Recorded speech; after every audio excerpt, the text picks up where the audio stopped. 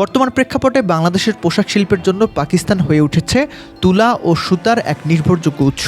বিশেষ করে বিশ্ববাজারে যখন অস্থিরতা চলছে, তখন পাকিস্তান থেকে সরাসরি আমদানির সুবিধা বাংলাদেশের তৈরি পোশাক খাতকে আরও প্রতিযোগিতামূলক করে তুলছে।